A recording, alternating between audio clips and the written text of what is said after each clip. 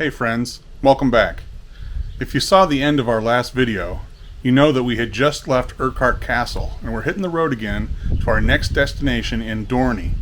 We'll pick up our trip again where we left off last week. We still had a little way to go before we turned off the A82 onto the A87. The total trip would take us roughly an hour and 15 minutes and would be a wonderful drive through some of the most beautiful country. Settle back for the ride as we'll share a bit more of our driving footage with you on this video so you can enjoy some of the scenery we had.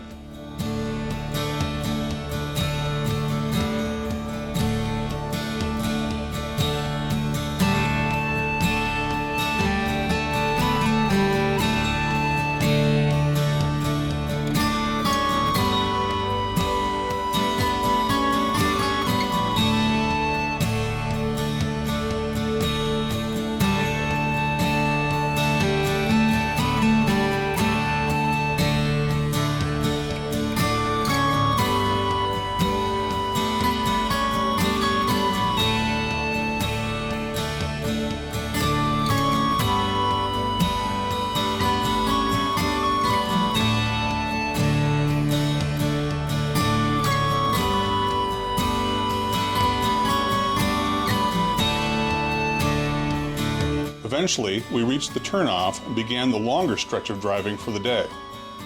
Along the way, we'll travel along the River Shiel, which flows into Loch Shiel and eventually connects with Loch Duat. The scenery was amazing. Our video footage won't even begin to capture what it looked like in person.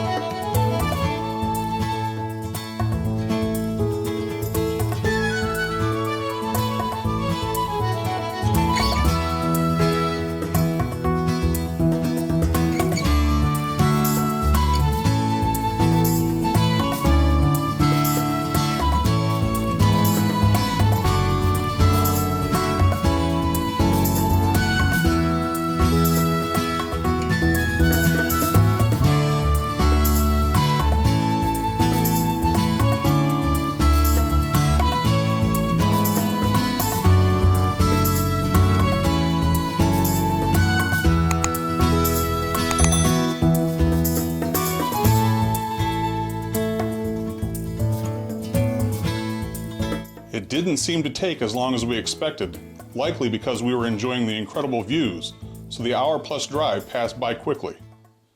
Finally, we reached Dornie and were able to pull into a quickly filling parking lot of Eilean Donan Castle.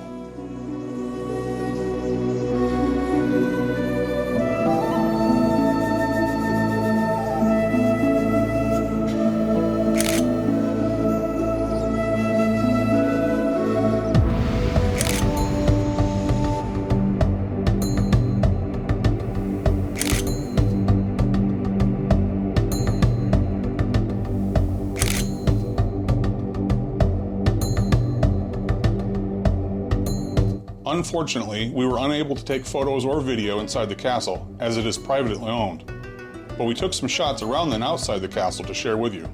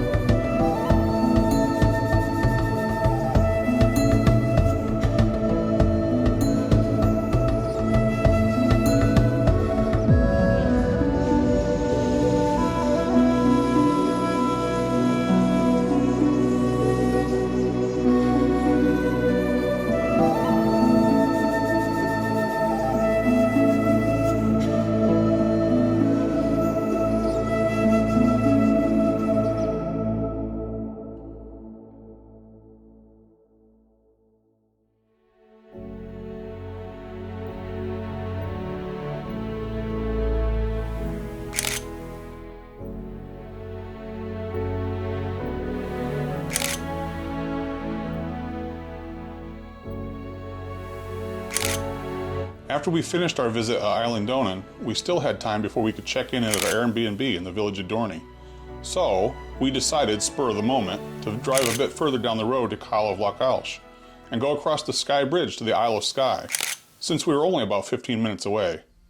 Crazy, I know, especially since Claudine does not like bridges. But she was a trooper. She even filmed it with one of our other cameras.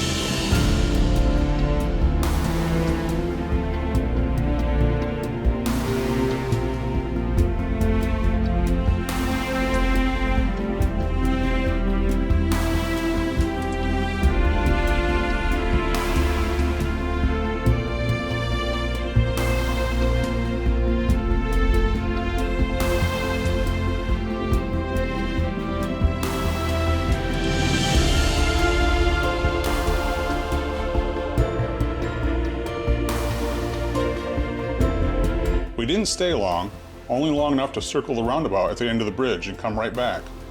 But at least we can say we were on Skye during our trip.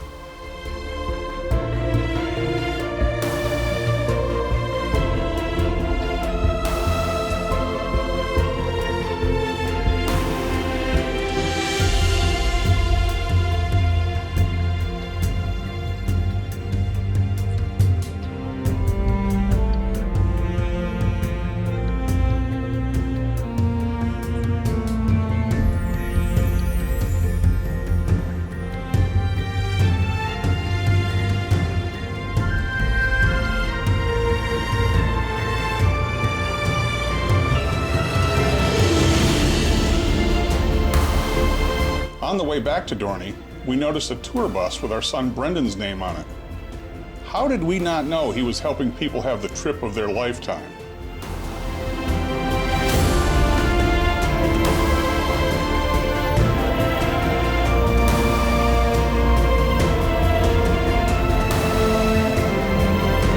Arriving at our Airbnb, we got our first look around this small, cozy village. What a neat little place.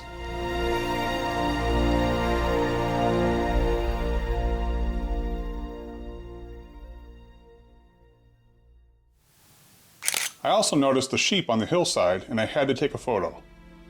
Can you see them? How about now? See them yet? Is this any clearer? A telephoto lens sure comes in handy. I used it again later this night, as you'll soon see.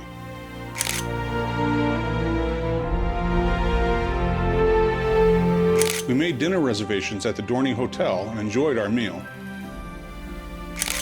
I had Highland venison sausage, while Claudine had her staple of fish and chips, complete with mushy peas, which she was not a fan of. We then walked back to our accommodations and relaxed for a while.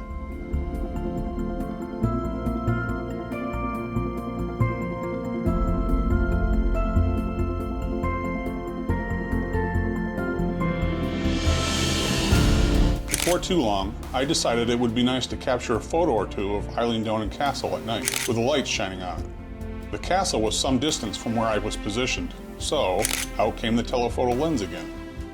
I think it turned out nice for an amateur.